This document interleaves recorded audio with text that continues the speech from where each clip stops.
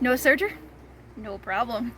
Today, I am going to show you 6 alternatives to prevent your fabric from fraying. But why is it important not to let your seams fray? Your seams will be stronger if they are not fraying. The long strands caused by fraying can get caught on things as you live life. They can get caught on the agitator of the washing machine or tangled around the rest of your wash. They can also tickle you as you wear the garment. It should be noted that these are best done with woven fabrics and garments that don't require much stretch. So, without further hesitation, here are 6 methods to prevent frayed seams without a serger. The first method that I am going to show you is the French seam. If you are working with a commercial sewing pattern like that you would buy at, say, Joann's or somewhere like that, all of those come with 5/8 inch seam allowance. So I am going to work with a 5/8 inch seam allowance on this particular piece. When you are doing a French seam, you will want a somewhat wider seam allowance. A narrow one is just not going to be enough. So 5/8 it is for this. Start by having your fabric back to back, and you will sew a seam at 1/4 of an inch.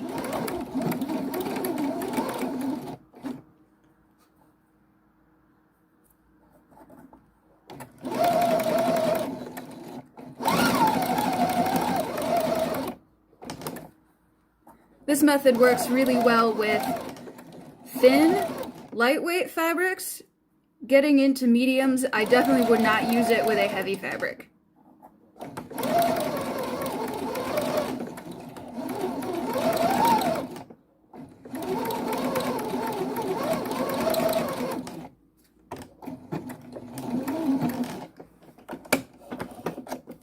Then, after you've sewn it at 1/4, you will flip it so that it is face to face, like so.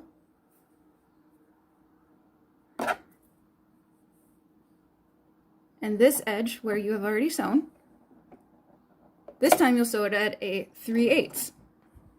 So 1/4 and a 3/8 add up to a 5/8.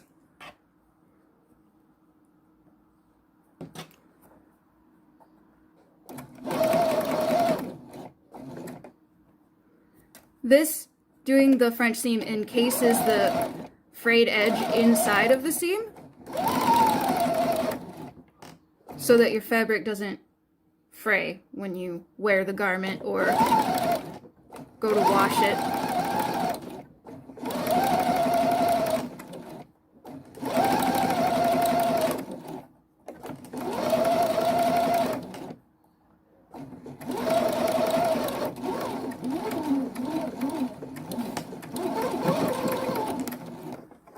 As you can see, it looks pretty nice on the outside. You might have a little hair or something that you need to trim off.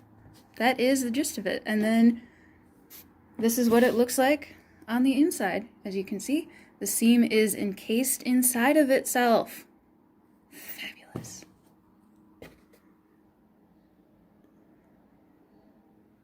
Yeah. Like I said, this works really well with lightweight to medium weight fabrics, but definitely don't do it with a heavyweight. It's just too much bulk.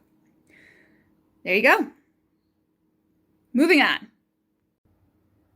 Enjoy this view of my crotch, because the next one that we're going to talk about is flat felled seams, which you will probably see on your blue jeans.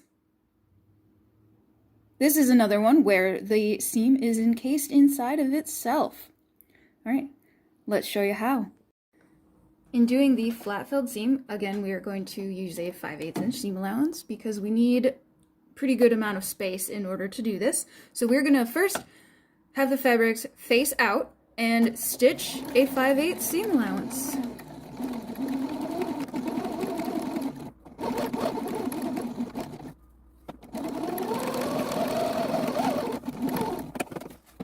Next step is to use your scissors to trim only one side. Trim only one side. To somewhere between like an 1/8 and a 1/4. If your fabric frays a lot, you're definitely going to want to lean more towards the quarter.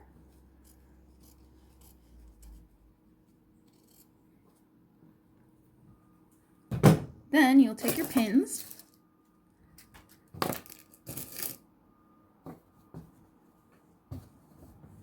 you'll push the larger side so that it meets with the seam allowance on the other side. Pin it.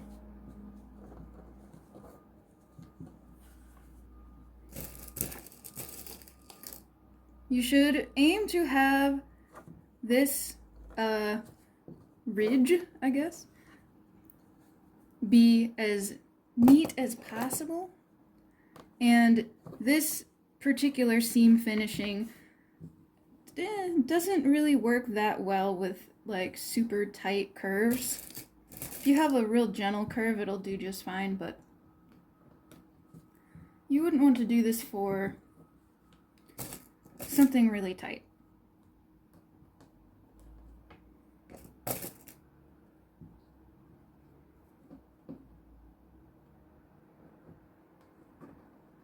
All right. Pressing is the next step. If you find it easier, you can press before you pin.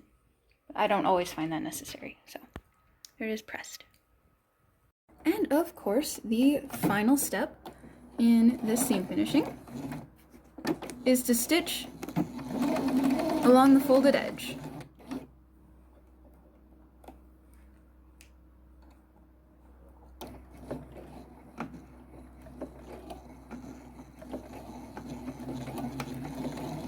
Flat felled seams tend to be found on more casual garments. As I mentioned earlier, they're often found on blue jeans, or gray jeans, or black jeans, maybe even pink or purple jeans. I suppose I shouldn't say blue because not all jeans are blue.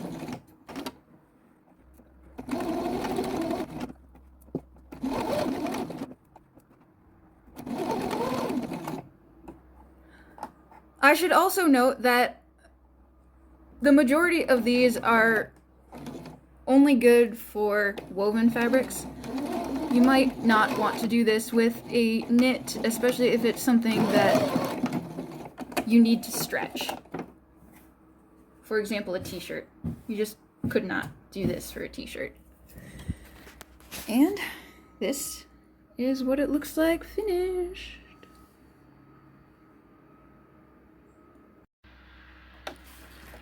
Number 3 is to turn the edges of your seam over and stitch them down. So we're going to start by sewing this face to face with a good, nice, wide seam allowance. Go with whatever seam allowance your pattern has. But in order to do this, it needs to be a wide one. And this also is best for lightweight fabrics.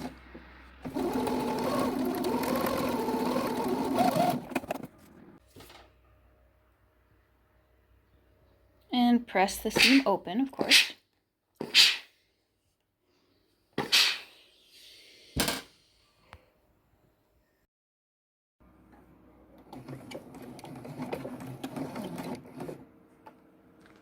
And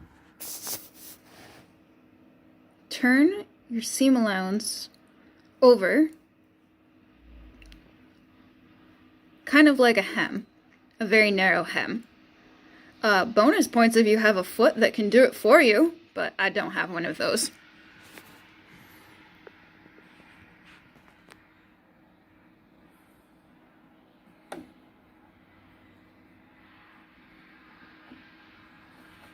Like I said, this is best for very lightweight fabrics. If you tried to do this with something really heavy, it would be a disaster.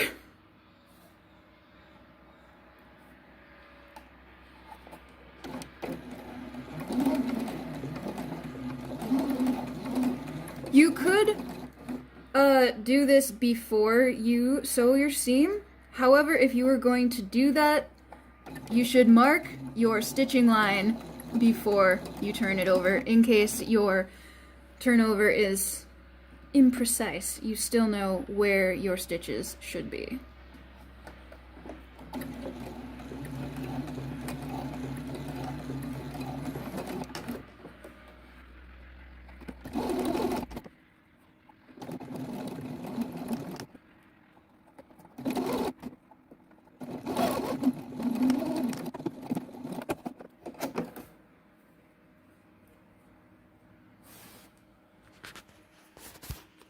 This is what it looks like.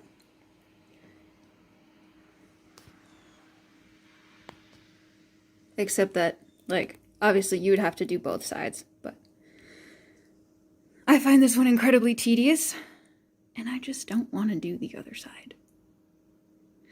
But this is a good method for, as I said, very thin fabrics.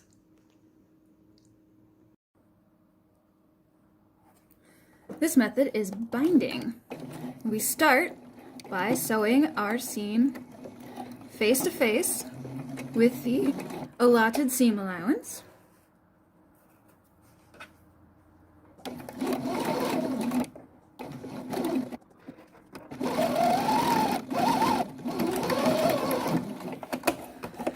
And we are going to use binding to cover the edges. You can buy binding. You can buy bias tape. Or you can make it yourself. I strongly recommend that you use bias tape. Or, you know, bias strips, I guess.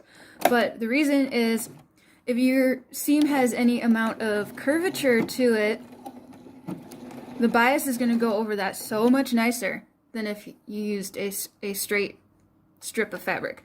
But if your seam is very, very straight, then go ahead and use a straight, non-bias strip. That would work just fine. On the bias tape, there are 3 folds, and we stitch in the fold closest to the edge of the fabric.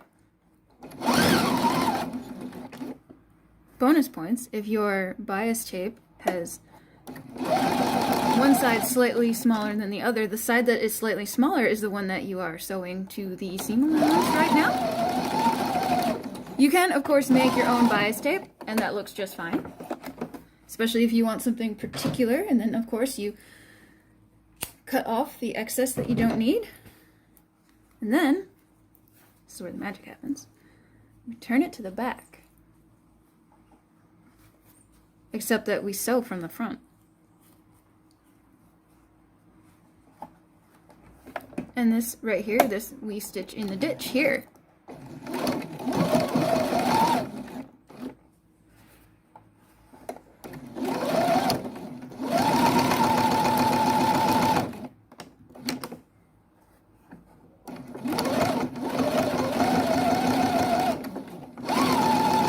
Stitching in the ditch is when you sew directly into the seam, and it makes it much less visible.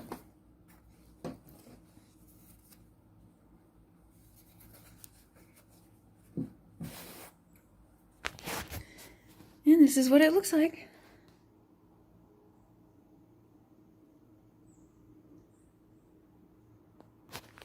And of course, this is what the backside and the seam looks like. And of course, you cannot see it at all on the front, and you would press at this stage, of course. So that's the binding. Another way to get around not having a serger is that you can line your garments. This is particularly common on things like suits, jackets, coats. The general idea behind lining it is that you would more or less cut a second set of pattern pieces, but out of a much thinner, generally slippery lining fabric. Although that's not generally the case for suit jackets. It is pretty much exclusively the case for skirts, pants, etc. Generally, if you're going to buy a pattern that has a lining, it will have lining pieces for you. That's what I got to say about that.